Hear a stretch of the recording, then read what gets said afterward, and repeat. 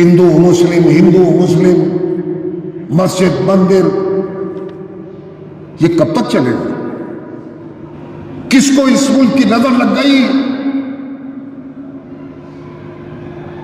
کہ آج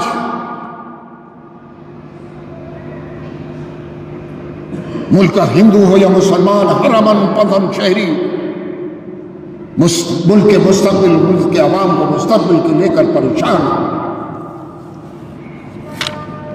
مذہبی منافرت، تنگ نظری ملک میں برابر بڑھتی جا رہی ہے۔ یہ نفرت ملک کو کدھر لے کر جائے گی، یہ سوال ملک کے سامنے کھڑا۔ ان حالات کو دیکھ کر ہر دردمند انسان، اور وہ ہندو ہو یا مسلمان، آج سب فکر مند ہے۔ ہر چیز کی ایک حد ہوتی ہے، ایک لمٹ ہوتی ہے، اور جب اس حد کو پار کیا جاتا ہے تو اس سے قوم اور ملک دونوں کو فائدے کے بجائے نقصان پہنچتا ہے۔ وزیر اعظم ان لوگوں کو سمجھائیے، قابو میں کیجیے۔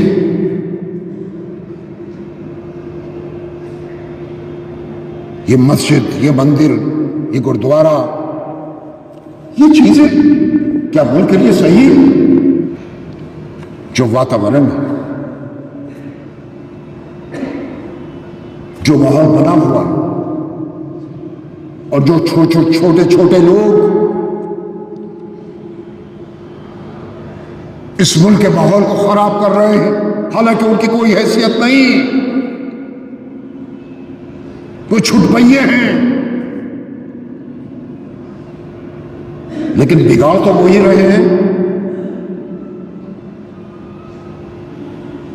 تو اس بگاڑ کو، اس ماحول کو ختم کرنا ہوگا۔ وزیر اعظم اٹھیے،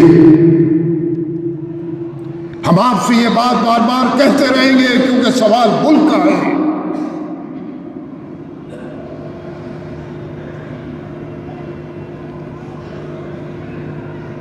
اس پر سنجیدگی سے غور کیجیے، اس منافرت کو ختم کرنا ہوگا۔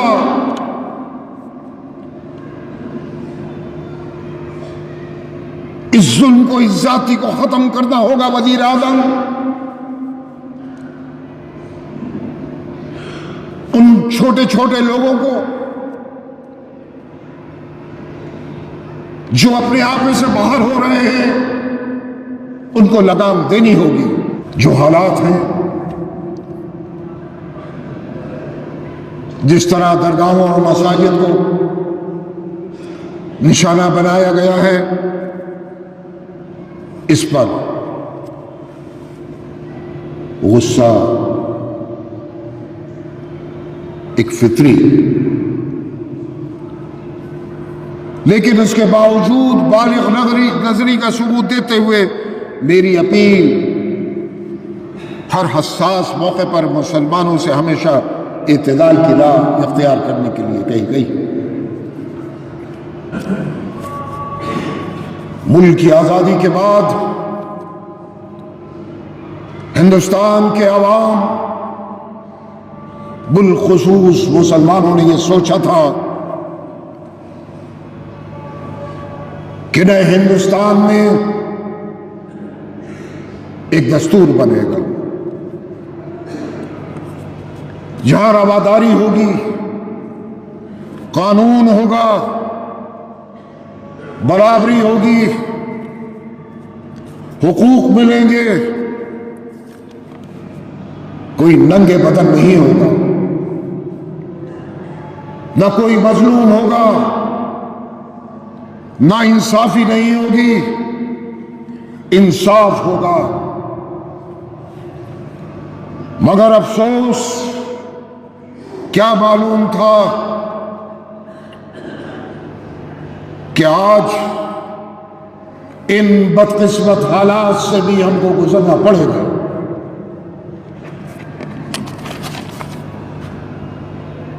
ہم تو دنیا کی سب سے بڑی جمہوریت ہیں، اور جمہوریت ملک کا اثاثہ ہوتا ہے. جہاں جمہوریت ہو اور اس ملک میں قانون کا احترام نہ ہو، یہ ہمارے لیے اور سب کے لیے تشویشناک ہے. جہاں تک صبر کی بات ہے، میں ایک چھوٹا سا واقعہ بیان کروں. ہم تو صبر کرتے رہے، کل بھی کریں گے، آج بھی کر رہے ہیں، لیکن میں غزہ کی طرف جاتا ہوں. غزہ کے اس 12 سال کے 13 سال کے بچے کی طرف جس کے گھر والے بمباری سے شہید ہوئے. نہ بھائی بچا، نہ بہن بچی، نہ ماں بچی، نہ بھائی بچا، نہ باپ بچا. وہ اپنے گھر کے ملبے کے ڈھیر پر کھڑے ہو کر قرآن کریم کی وہ آیت پڑھ رہا تھا، الذین اذا اصابتهم مصیبہ قالوا انا للہ وانا الیہ راجعون. ہم تو اللہ ہی کا مال ہیں اور ہم کو اسی طرف لوٹنا. یہ صبر دیکھیے اس 12 سال کے بچے کا کہ غزہ تباہ ہو گیا، ماں ختم، باپ ختم، بھائی ختم، بہن ختم، اور یہ کہہ رہا ہے قالوا انا للہ وانا الیہ راجعون. ہمیں اسی کی طرف لوٹنا ہے، اور وہ اپنے صبر کا مظاہرہ کر رہا ہے. ہم بھی تو آج صبر کا مظاہرہ کر رہے ہیں.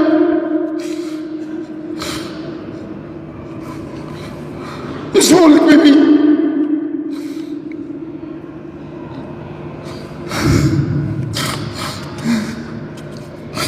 ہم کو مار مار کر بھاگلپور میں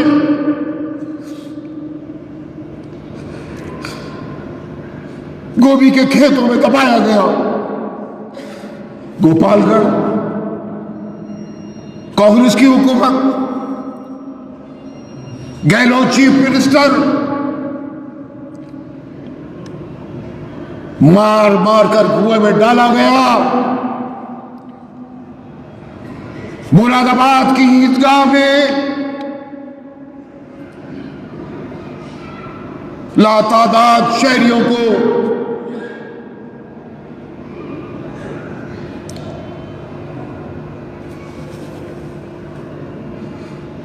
نیند کی موت کی نیند سلا دیا گیا. کیا ہم بھول جائیں نیلی کو؟ کیا ہم بھول جائیں آسام کو؟ کیا ہم بھول جائیں بھیونڈی کو؟ ہمارے تو سینے میں دفن ہے یہ ساری چیزیں. سرکار کس کی تھی؟ کس کی سرکاریں تھیں؟ یہ اوکھلا بٹلہ ہاؤس کا جو انکاؤنٹر تھا،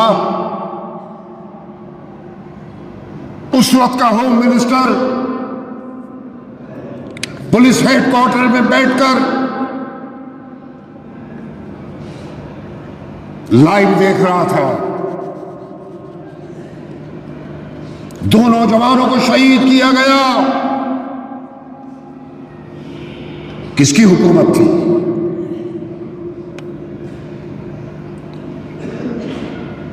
میرٹھ میں ملیانہ، ہاشم پورہ، کیا ہم بھول جائیں؟ کون تھا؟ وہی تو جو آج اپنے آپ کو سیکولر کہتے پھر رہے. کس نے کیا دیا ہم کو؟ ہم تو جہاں 1947 میں کھڑے تھے آج بھی اس سے بدتر حالت میں یہاں کھڑے ہیں۔ یہ مذہبی رواداری ہندوستانی عوام کا اہم جز ہے۔ تشدد ہماری روایت نہیں، اور اس سے حاصل بھی کیا؟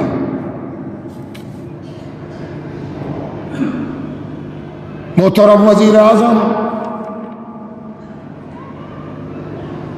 میں کچھ دن پہلے بھی آپ سے مخاطب ہوا تھا، اور آج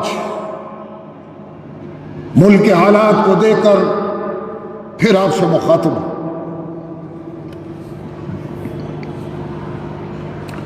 ملک کے امن پسند عوام، محترم وزیر اعظم آپ کی طرف دیکھ رہے ہیں۔ ملک اور ملک کے شہریوں کا مستقبل آپ کو طے کرنا ہے۔ مسائل کا حل لڑائی نہیں، بلکہ میں پھر دہراتا ہوں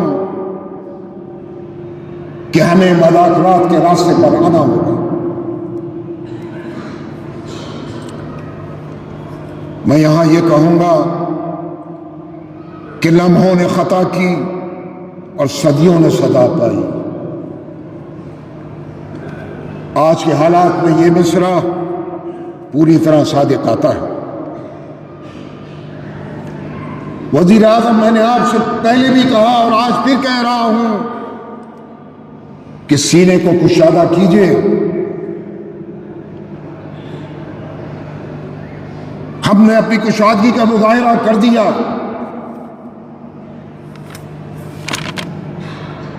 ہم حکومت سے بات کرنے کو تیار ہیں۔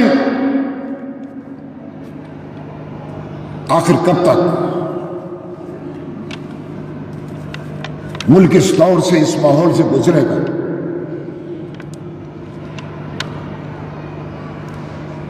ہندوستان کا عوام، ہندوستان کا ہر شہری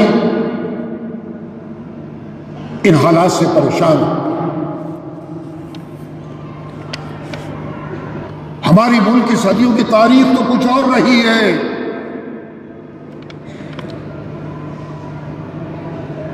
جامع مسجد کی یہ عظیم میناریں اور یہ در و دیوار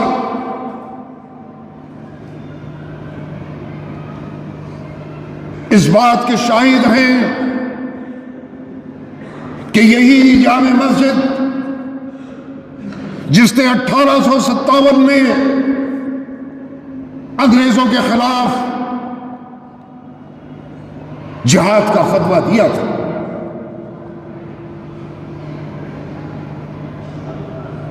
اور اس کے بعد ہندو اور مسلمانوں نے اس ملک کو آزاد کرانے کے لیے شانہ سے شانہ ملا کر سسکیوں اور آہوں کے بیچ قربانیاں دی تھی۔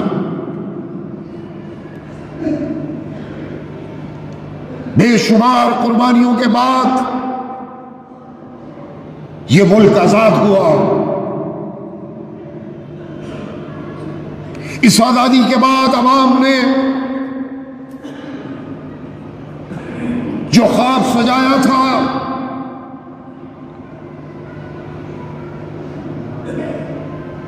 کہ یہاں مذہبی آزادی ہو،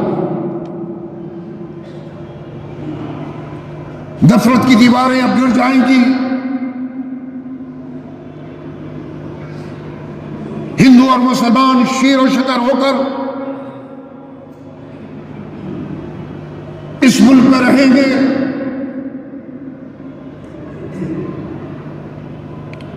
اور رہتے آئے۔ یہ تو صدیوں کی تاریخ رہی ہے۔ اس ملک کا ہندو، اس ملک کا مسلمان ساتھ رہا ہے، ایک دوسرے کے دکھ میں، ایک دوسرے کے درد میں، ایک دوسرے کی خوشیوں میں شامل رہا، ایک دوسرے کے ساتھ کاروبار ہے، اٹھنا ہے، بیٹھنا ہے۔ یہ کیا ہو گیا؟ پچھلے دنوں بنگلہ دیش میں جو کچھ ہوا اور ہو رہا ہے وہاں کی ہندو اقلیت کے ساتھ، میں اس پر بولا، میں اس پر اظہار خیال کر چکا ہوں۔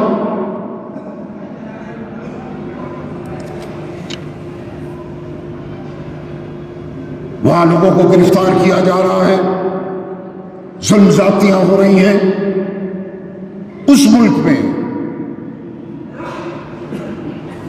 جس کو کہا جاتا ہے کہ وہ اسلامی ملک ہے۔ میں نے جناب محمد یونس کو مخاطب کرتے ہوئے کہا پچھلے دنوں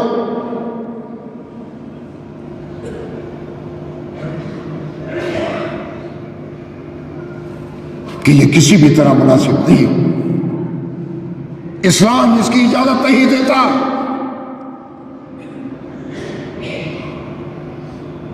اگر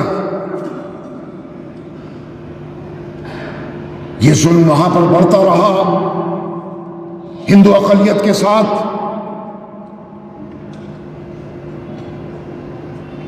تو مناسب نہیں ہوگا۔ اس کا اثر ہندوستان کے مسلمانوں پر پڑتا ہے۔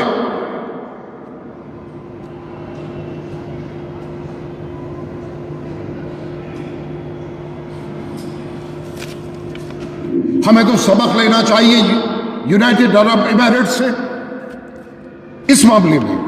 بہت چیزوں میں ہمیں اختلاف ہو سکتا ہے ان مسلم ممالک سے، کچھ اور مسلم ممالک کہ جہاں مندر بھی ہیں، گردوارے بھی ہیں، دیگر عبادت گاہیں بھی ہیں، لوگ اس ملک کو چھوڑ کر دوسرے ملکوں میں جا رہے ہیں، وہاں کسی ہندو کو، کسی غیر مسلم کو اتنی سی بھی تکلیف نہیں۔ اٹھتے ہیں، بیٹھتے ہیں، چھٹی کے دن ایک دوسرے کے ساتھ وقت گزارتے ہیں، دعوتیں ہوتی ہیں۔ رات کو 2 بجے نکلیے ان ممالک میں کوئی کسی کو فکر نہیں، نہ چوری ہے، نہ ڈکیتی ہے، نہ قتل ہے۔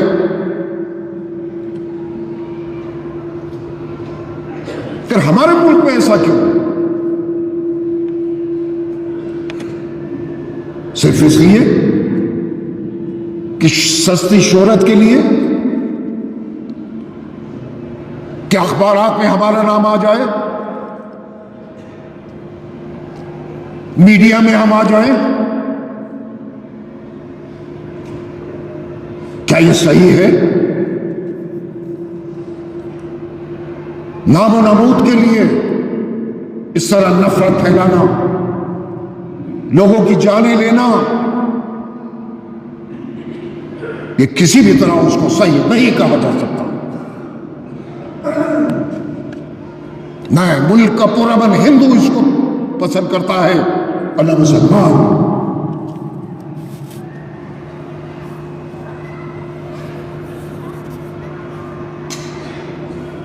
عبادت گاہوں اور درگاہوں کے اندر مورتیاں تلاش کی جائیں، اقلیتیں غیر محفوظ ہوں، یہ کہاں تک درست ہے؟ کبھی کبھی چھوٹی نادانیوں سے ہونے والا نقصان سالوں اور صدیوں پر محیط ہوتا ہے۔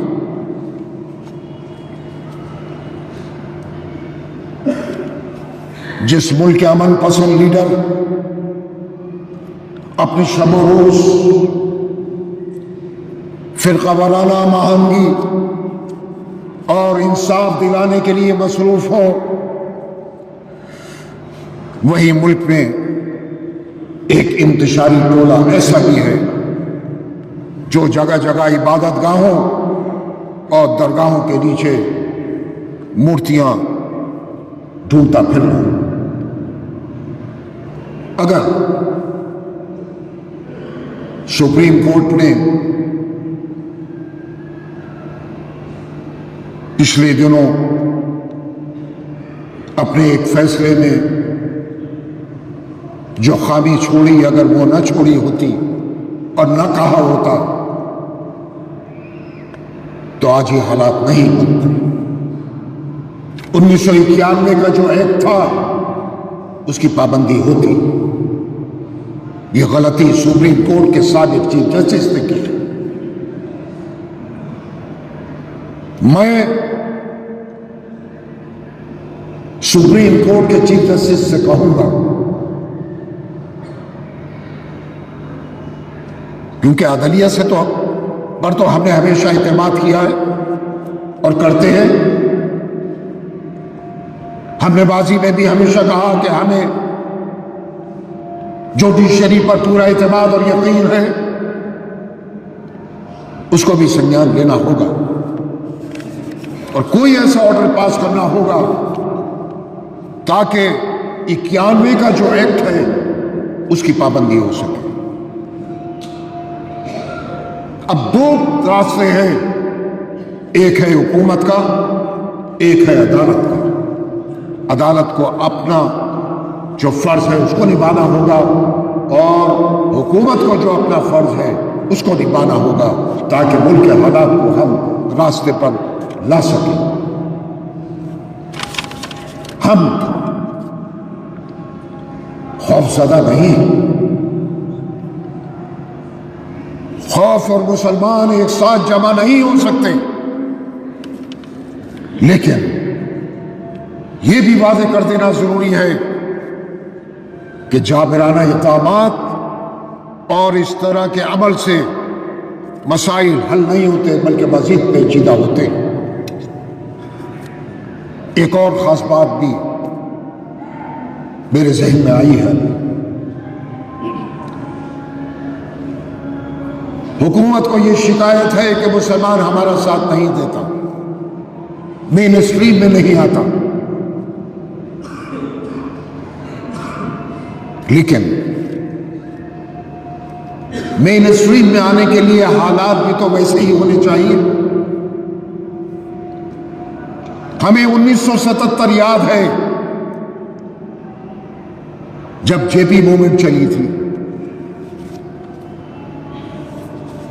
مرارجی دیسائی، اٹل بہاری واجپئی اور تمام دگج بڑے بڑے لیڈرز میدان میں آئے، ملک کو آواز دی، ملک کے تمام شہریوں میں بھی شمول مسلمان، جس میں مسلمان بھی شامل ہے، ایک بڑی تعداد، بلکہ میں سمجھتا ہوں کہ 99% مسلمان اس وقت جنتا پارٹی کے ساتھ رہا، اس کو ووٹ دیا، اس کو اقتدار دیا۔ اس کے بعد آپ آ جائیے 1989 میں جب وی پی سنگھ کی ٹیپ ٹوپی اور شیروانی پر مسلمان فدا ہوا تھا۔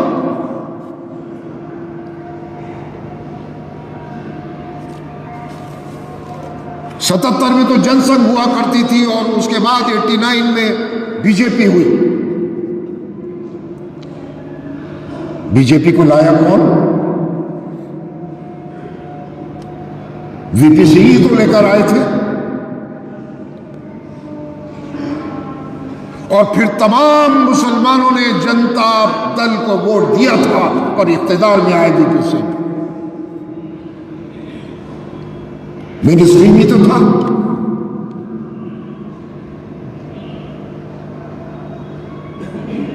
مین اسٹریم کے لیے حالات بھی تو پیدا کرنا ہوں گے۔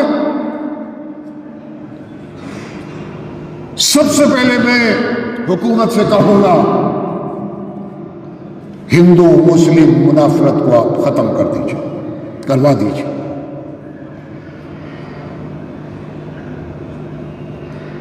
ہم سب سے پہلے صرف اسی پر بات کریں گے، باقی چیزیں بات کی ہیں۔ پھر کچھ ایشوز ہیں، میں یعنی مناسب نہیں سمجھتا کہ ہم 20 25 30 40 مسائل کا ایک پلندہ لے کر وزیر اعظم اور وزیر داخلہ کے پاس جاتے ہیں، اس سے کچھ نہیں۔ ہمارا مسئلہ ہے سب سے پہلے سیکورٹی، تحفظ، اس کے بعد کی بات کر رہا ہوں، اس منافرت کو ختم کرنے کی بات کی۔ तहफ़्फ़ुज़, तालीम, रोज़गार, इन चीज़ों पर हुकूमत से बात करनी होगी। मैं तो तैयार हूं, लेकिन सबसे पहली मीटिंग में चाहता हूं कि वज़ीर आज़म दिल को कुशादा करें, रीजनल इश्यूज पर बैठकर बात करें, ताकि मुल्क में अमन का माहौल कायम हो, मुनाफरत खत्म हो। जिस तरह भाईचारे के साथ रहते आए हैं, वही भाईचारा मैं इस मुल्क में देखना चाहता हूं।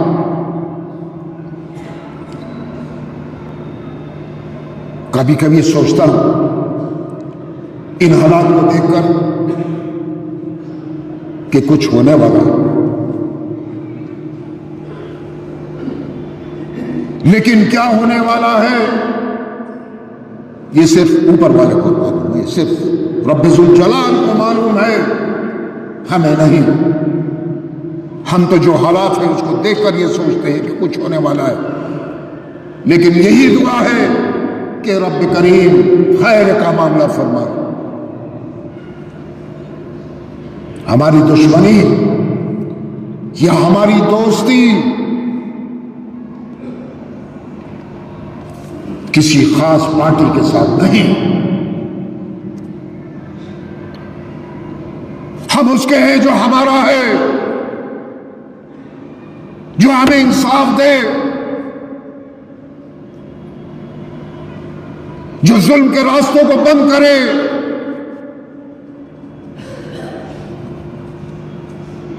हमें तो दीवार तक पहुंचा दिया गया,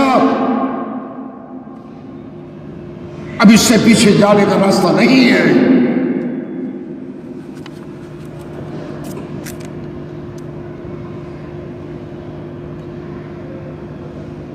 तो हम तो हुकूमत से ही कहेंगे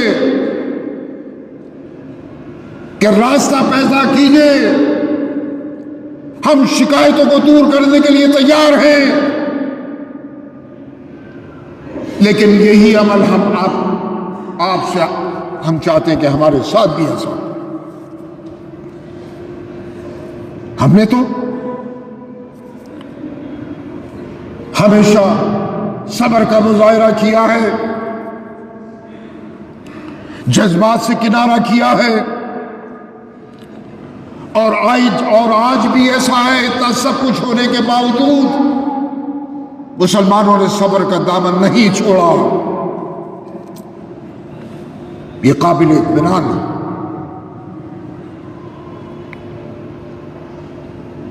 कि मुसलमानों ने जामे मस्जिद से उठने वाली आवाज को कभी शर्मिंदा नहीं होने दिया।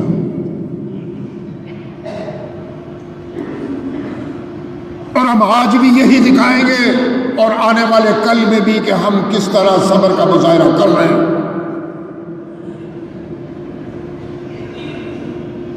हमें उम्मीद है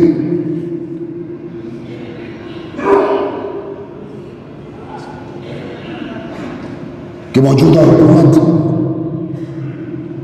हमारे दर्द को समझेगी, मुसलमानों की तकलीफ को समझेगी, मुल्क के हालात पर निगाह डालेगी। हम तो कह ही सकते हैं,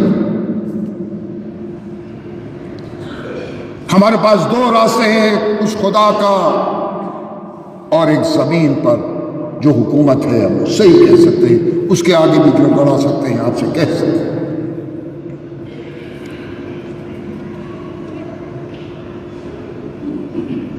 अब वजीर आजम बहुत हो चुका,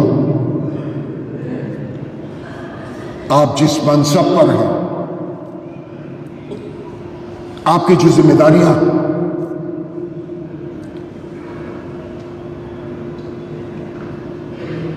मैं चाहता हूं कि उसको आप पूरा करें, मुसलमानों के दिलों को जीते। आपके तो चंद अल्फाज इस मुल्क में वो माहौल पैदा कर देंगे। मैं उम्मीद करता हूं ہم اخلاص کے ساتھ یہ بات کر رہے ہیں کہ وزیر اعظم اس پر بہت سنجیدگی سے غور کریں گے۔ کرنا نہ کرنا آپ کا کام ہے، کہنا ہمارا کام ہے، لیکن میں اپنے فرض منصبی کو پورا کرنا چاہتا ہوں اور کر رہا ہوں۔ میں آپ کو ایک اچھی خبر جو مجھے کل شام کو ملی وہ آپ کو بتا دینا چاہتا ہوں، کو رکھو، اور یہ خبر قابل اطمینان ہے۔ حکومت کی طرف سے آرکیولوجیکل سروے آف انڈیا کی طرف سے یا کسی بھی ڈپارٹمنٹ کی طرف سے جامع مسجد کی کھدائی یا سروے کا کوئی ارادہ نہیں، اس سے اطمینان ہوتا ہے۔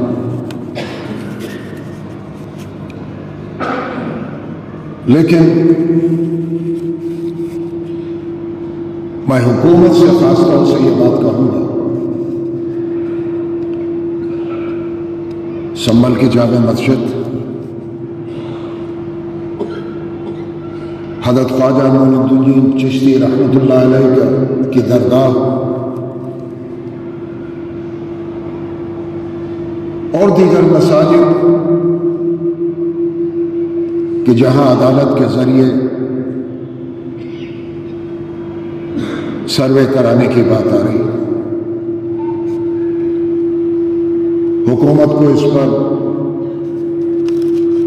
بہت سنجیدگی کے ساتھ غور کرنا چاہیے۔ حضرت خواجہ معین الدین چشتی رحمۃ اللہ علیہ کے تعلق سے تاریخ حکومت پڑھ کر دیکھیں، ان کی کرامات، ان کے معجزات کا مشاہدہ کریں۔ اتنا آسان نہیں ہے، چاہے وہ کوئی مسجد ہو، اجمیر کی درگاہ ہو، جامع مسجد دہلی ہو،